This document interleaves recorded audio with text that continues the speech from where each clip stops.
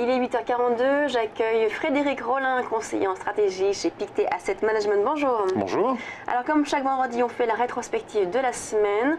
Semaine finalement assez bancale pour les marchés, puisqu'on a eu Thanksgiving hier aux États-Unis. Marché donc américain fermé, et puis aujourd'hui séance également entre deux aux États-Unis. Oui. Donc quels ont été les éléments majeurs de la semaine selon vous? Alors effectivement, pas énormément de choses en fait cette semaine. En termes économiques, on a eu quand même quelques PMI, mais qui sont, je dirais, dans la tendance en fait, puisque en Europe, c'est plutôt en train de continuer de s'améliorer en fait. On a eu un flash PMI, donc enquête auprès des entreprises, qui était plutôt positif. Aux États-Unis, plutôt en demi-teinte, en ligne avec les dernières enquêtes qu'on a eues, proche de 50. C'est-à-dire qu'on peut encore se poser la question. Alors nous, on a notre réponse sur la santé de l'économie américaine.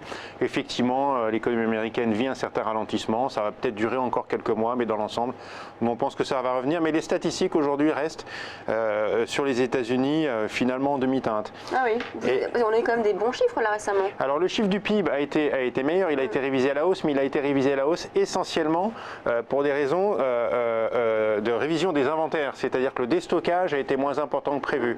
Alors il y a des gens qui vont dire 2,1 c'est mieux qu'1,5, c'est un meilleur chiffre, mais au bout du compte, plutôt non, puisque ça veut dire qu'il y aura plus de déstockage probablement au quatrième trimestre qu'on ne pouvait le prévoir.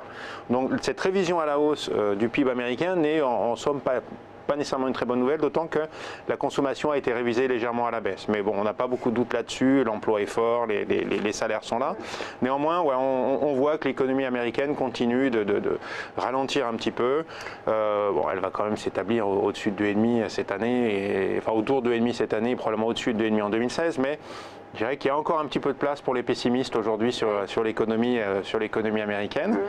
Et pourtant, finalement, le consensus est plus vers un relèvement des taux de la Fed, parce que c'est ça, toutes les statistiques américaines finalement étaient là pour savoir si on allait avoir un relèvement des taux. Alors effectivement, c'est ça qui est intéressant, et d'ailleurs c'est ça qui n'est pas forcément excellent pour les marchés, je dirais, actions américains, c'est qu'on a d'un côté une activité qui est plutôt bonne quand même. En France, on aimerait bien avoir 2,5 de croissance, ce serait formidable, en Europe aussi, mais pour les États-Unis, c'est pas un chiffre très très fort. En revanche, ce qui est plutôt fort comme chiffre, c'est l'emploi, et c'est l'emploi qui va décider de la hausse des taux de la Fed. Les chiffres d'activité, les PMI, etc. Bon, à moins qu'ils soient extraordinaires, évidemment, ne devraient pas changer la politique de la Fed, qui assez probablement va monter ses taux en décembre. Alors ça va être effectivement, on a eu des chiffres d'emploi qui ont été très très forts, et c'est la semaine prochaine en fait qu'on va voir. Ça sera le dernier chiffre d'emploi important avant la réunion de la Fed. Donc on aura l'ADP jeudi qui est un premier chiffre d'embauche, qui donne une tendance. C'est l'enquête, on va dire, privée. Voilà, exactement. C'est plus partiel, mais néanmoins, c'est assez bien, c'est une assez bonne enquête. Et puis le chiffre de vendredi, l'emploi américain. Donc, compte tenu des derniers chiffres, il y a assez peu de chances qu'on ait un très très mauvais chiffre. Nous, on calcule qu'au-dessus de 110 000, au-dessus de 110, 120 000, on a une stabilité du chômage. Le chômage maintenant est sur des niveaux de l'ordre de 5%, très très faibles. À moins de surprise extraordinaire, la Fed devrait remonter ses taux en décembre. Je dirais la seule contre-indication, c'est que on s'approche de la fin de l'année, il peut y avoir quelques problèmes de liquidité. Elle peut dire pour des raisons techniques, de bilan de fin d'année, on pourrait reporter. Il y a un impact quand même assez important sur les marchés, parce que là, ils sont quand même vraiment engagés. Il y a eu des discours.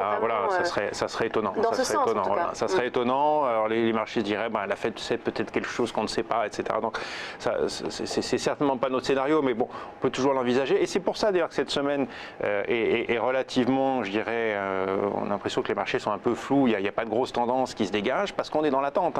On est dans l'attente de la Fed, on est dans l'attente de la réunion de la BCE de la semaine prochaine. La semaine prochaine, les éléments à venir, c'est essentiellement donc, cette réunion de la BCE. Alors la BCE, effectivement, la semaine prochaine. Donc la question se pose, est-ce qu'ils vont rajouter quelque chose?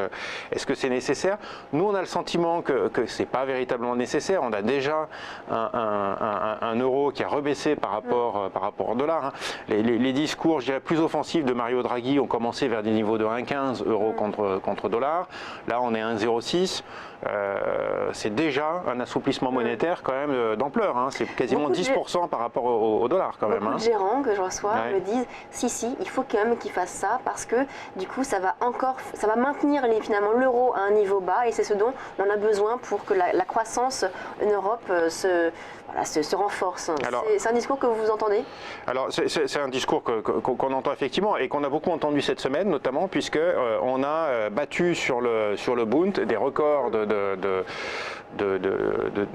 taux en fait, puisqu'on on s'approche vraiment sur le 2 ans des moins 0,50, on était à moins 0,40, donc on a battu des records et effectivement ça veut dire que les marchés de plus en plus anticipent une nouvelle action de la BCE. Donc, bon, les discours sont dans ce sens-là, on aura peut-être une baisse du repo, on aura peut-être une augmentation donc, de la durée du quantitative easing, donc au-delà de septembre 2016, peut-être effectivement des achats supplémentaires. Nous, ça ne nous paraît pas nécessaire à court terme.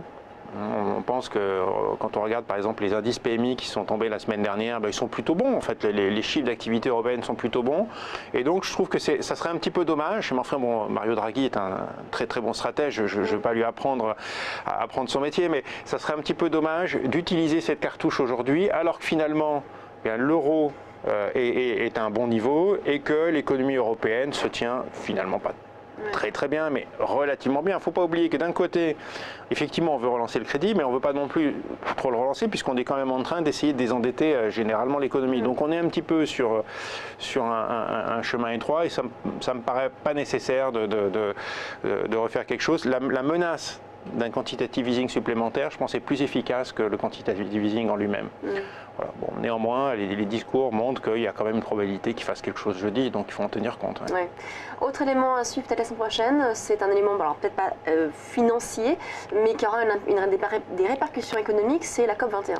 Alors la COP21, c'est intéressant, je pense que effectivement, donc on va avoir énormément, enfin on a déjà, on va avoir énormément de presse sur les efforts qui sont nécessaires aujourd'hui pour, je dirais, l'environnement et pour rétablir un certain équilibre écologique sur la planète. Et nous, ce qu'on trouve intéressant, c'est que finalement, il y a désormais, et c'était un petit peu moins vrai les années passées, c'est de plus en plus vrai aujourd'hui, des impacts économiques et des impacts sur les entreprises. Il y a des entreprises aujourd'hui qui effectivement travaillent à résoudre ces problèmes, que ce soit dans l'énergie solaire, l'efficience énergétique, et ces entreprises-là sont rentables. Donc l'investissement pour l'environnement, c'est pas un investissement, je dirais, bénévole, en quelque sorte, c'est véritablement aujourd'hui quelque chose, un investissement qui est assez rentable. On peut investir aussi dans les forêts, alors les forêts, pas nécessairement dans les forêts françaises, mais dans les forêts mondiales, qui ont des taux de rentabilité qui sont souvent assez importants. Dans l'agriculture aussi, on trouve des sociétés qui sont intéressantes. Donc je pense que ça va aussi nous rappeler ça, nos investisseurs, qu'on peut allier finalement peut-être nos convictions environnementales et puis aussi nos objectifs financiers. Je pense que ça fera l'objet de communication, de sociétés de gestion ou d'entreprises à travers le monde. Il y a d'autres éléments à suivre la semaine prochaine? Alors on aura quelques chiffres japonais. C'est assez intéressant parce qu'on a eu quand même 2 trimestres négatifs de croissance au Japon. Là, ils sont entrés en récession là. Voilà, donc on a une récession, une forme de récession, moi que j'ai envie d'appeler technique parce qu'elle est probablement pas durable. On a déjà eu quelques chiffres un petit peu meilleurs la semaine dernière avec des indices, des enquêtes auprès des entreprises. Flash PMI et puis ce qu'on appelle Shoko Shukin, donc une banque qui fait des sondages auprès des petites entreprises qui ont été plutôt bons, plutôt rassurants. Et la semaine prochaine, on aura vente de détail, production industrielle, encore quelques sondages du ministère des Finances auprès des entreprises. Pour nous, ça devrait révéler que l'économie japonaise n'est pas dans une grande forme, mais finira l'année quand même sur une note positive.